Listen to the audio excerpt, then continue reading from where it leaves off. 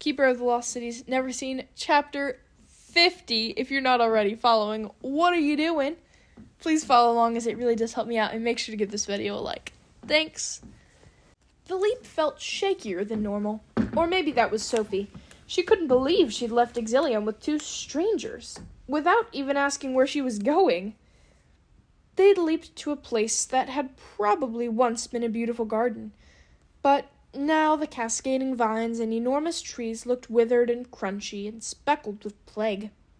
"Where are we?" Sophie asked. "Introductions first," the shade said, throwing back his hood and tearing off his mask. The hydrokinetic girl did the same, and Sophie was stunned by the similarities between them. They both had the same pink lips and creamy complexions, but the biggest similarity was their eyes, the palest of pale blue, with flecks of silver glinting in the sunlight. Touches of silver in their hair enhanced the effects. The girl's waist-length jet-black hair looked like the ends had been dipped in platinum, and the tips of the boy's jagged bangs glinted every time he tossed them out of his eyes. Together, they looked like K-pop idols, or like they'd stepped straight out of anime. But Sophie realized the more logical option was, "Your brother and sister." "Twins," the shade corrected. "Is that going to be a problem?" "Why would it?" Sophie started to ask, then remembered how rare multiple births were in the Lost Cities, and how judgmental most elves were when that happened. "Of course not," she promised. "I know what it's like to be different." She threw back her hood and pulled off her mask, not missing the way they gawked at her eyes.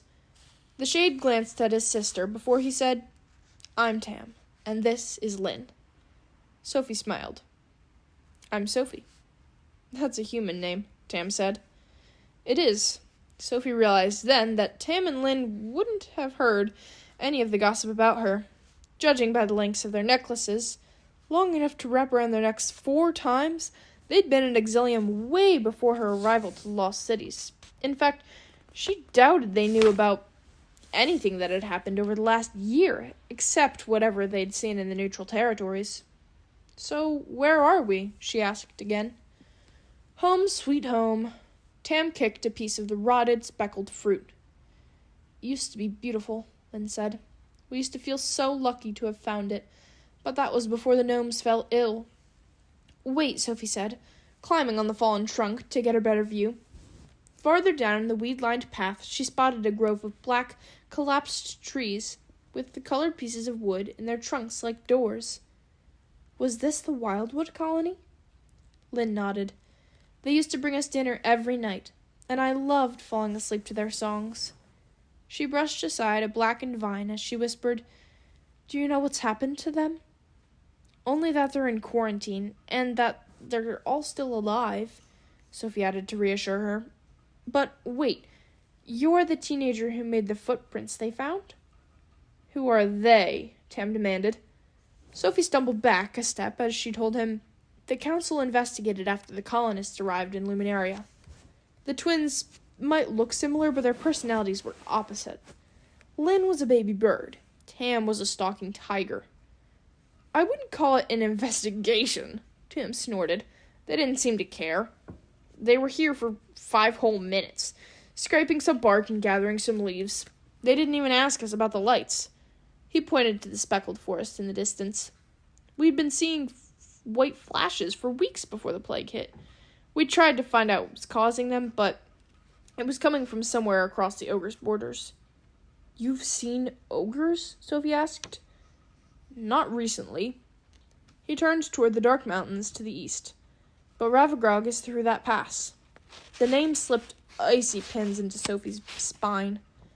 "Do you think the lights were connected to the plague?" She wondered how brightly a force field tree could glow. "Enough to be seen from that far?" "You ask a lot of questions," Tam said, making a slow circle around her. "I thought you brought me here to tell you everything you know," she countered. "I don't remember promising everything," he said. "She's just trying to help the gnomes," Lynn reminded him. "Just like she helped me today. You must think me so foolish, by the way. Hydrokinetic, afraid of drowning." "Hey, having an ability doesn't mean everything's suddenly easy," Sophie told her. Said the girl with 4 abilities. Tam leaned closer, squinting at her teleporter pin. "So the big question is, What did you do to get banished?" "Most of the counselors wanted me gone the moment they knew I existed," Sophie admitted. "I just finally gave them a good enough reason. What about you guys?" Tam started to shake his head, but Lynn put her hand on his shoulder. "She can know the truth, Tam. It was my fault." She raised her hands, and mist swarmed around them, glinting with millions of tiny rainbows. "Water pleads for my attention, but too often it's a trick." As she spoke, the mist thickened into a storm that soaked them with heavy downpour. "I became the girl of many floods," she whispered. "And after too many mistakes, my parents had no choice but to let them banish me." "They had a choice," Tam spat. "You'll have to excuse my brother. He carries more bitterness than I do, but he doesn't have to be here." "Yes," Tam interrupted, "I do." His voice had softened. So had the angles of his face. "No one sentenced my brother to exilium," Lynn explained. "He chose to stay with me." "I didn't want her to face this alone," he mumbled. "And I wouldn't stay with my family anyway. They'd always wished they didn't have the shame of twins. I wasn't going to let them pass me off as an only child." Lynn flinched, and Sophie wished she could hug them both. The elves were supposed to be this superior, enlightened species, but they sure had some terrible parents in the mix. "How long ago was that?" she asked. Lynn's hands moved to her exilium necklace. 1,214 days. A little more than 2 years, Sophie realized. That's a long time to be banished. Lynn nodded, pulling the water from their clothes and hair with a sweep of her arm. "We should get out of sight. There have been many visitors to the colonies since the gnomes left." Sophie froze. Were any of them wearing black cloaks? 3 were, yes, Lynn said. "They came a week ago and checked the roots." Sophie ran to the abandoned grove and dropped to her knees in front of the largest tree. Curled red roots jutted out of the ground around her. "Did you hear the Neverseen say anything?" she asked. "The Neverseen?" Tam repeated. "Remember when you asked me about monsters? They're who I was imagining. If you ever see them again, hide. They're involved with this plague somehow. The ogres are too. We just haven't been able to prove it." She reached to take a sample of the roots, then realized it would infect Calla. "Who's we?" Tam asked. "Me, my friends, and others." Sophie wasn't sure how much to tell them about the Black Swan. "Let's just say, I know some people who are really good at uncovering secrets. And when we're facing a group like the Neverseen, you need lots of backup." Branches crunched behind them, making the 3 of them jump. But it was only the wind, creaking through the sickly trees. "This way," Lynn said, leading them up the crest of the hill, where they could see the span of the narrow valley. A river cut down the center before it disappeared into the jagged gray mountains, and an enormous iron gate barred the pass beyond the foothills. "Ravagog," Sophie whispered, her feet itching to run toward the city and far, far away. "Sometimes at night we can hear them marching," Lynn said. "Are you sure it's safe to stay here?" Sophie asked. "We're banished," Tam reminded her. "Nowhere's safe." They'd reached the river by then, and Lynn raised her hands, flicking her wrists and making the water lift out of the riverbed. The river made an arch over their heads, leaving the dry ground for them to cross underneath. As soon as they reached the other side of the shore, the water crashed down and surged away.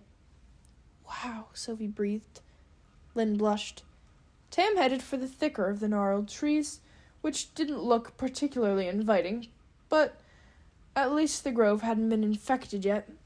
He waved a clump of shadows away, revealing a gap hidden between the branches. Sophie followed Lynn through, finding herself a nook of green grass with 2 weathered tents. The threadbare quilt Lynn spread out for them to sit on had been patched together from the craziest bits of fabric. Old human t-shirts, lace doilies, a butt pocket from a pair of jeans. "Is this really where you guys live?" she had to ask. "We don't need much," Lynn said. "Maybe not, but the twins didn't seem to have anything." An idea formed then, one Sophie knew would be gloriously complicated, but it gave Tam and Lynn a better life, and made use of their incredible talents. How long are you going to make her wait before you tell her the rest? Lynn asked her brother, reminding Sophie she should be paying attention. Tell me the rest of what? Sophie asked. Tam shook his head. We still don't know her well enough. So, what do you need to know? Sophie asked. Ask and I'll answer. Tam smoothed his bangs over his eyes and gave her his most defiant stare. Answers can be lies. If you really want me to trust you, I need to read your shadow vapor. It doesn't hurt, Lynn promised. He just has to let his shadow pass through your mind. That might be a problem, Sophie said. It's hard to explain without getting into a bunch of crazy stuff about my genetics, but my mind is impenetrable. Even Counselor Tarek can't describe me. Shadow vapor is simpler to sense than potential, Lynn said. Since when are you an expert on my ability? Tam asked her. Same reason I know you're stalling, Lynn told him. I've lived with you for almost 15 years, and this is why we brought her here. Do the reading, and we'll tell her, assuming you don't mind, she added, turning to Sophie. She wasn't thrilled with the idea, but she knew she needed their information. You can try the reading, she told Tam, but you have to promise me you'll tell me even if you can't understand what you see in my head. Deal, Lynn said, earning a glare from her brother, but he moved towards Sophie without further argument. Hold still, he said, as Sophie flinched away from his shadow. Lynn's right. It won't hurt, but it will give you chills. Chills was an understatement. It felt like a blizzard blasting through her head. But once his shadow retreated, the freezing thawed immediately.